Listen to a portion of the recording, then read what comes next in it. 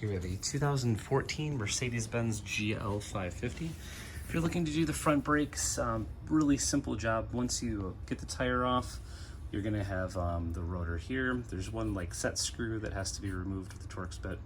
Other than that, you've got to take off the caliper, which is a 21 millimeter for the large bolts here. There's two of them, one at the top, one at the bottom. These can be really tight, so you're gonna wanna get some leverage to break them free, especially if they haven't been taken off before. So again, that big one is a 21 millimeter.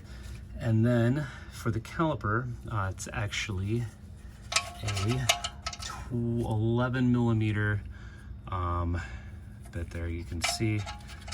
And that just goes in, and there's one at the top for the slides and one at the bottom right under this cap.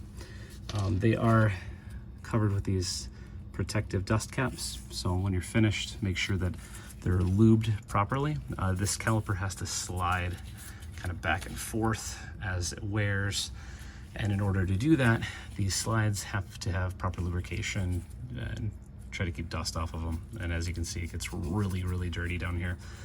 So if you have any questions or comments, guys, feel free to leave them below. But it's a pretty straightforward job to replace the pads here on a 2014 Mercedes-Benz GL550. So thanks for watching, guys. Good luck with your project, and have a great day.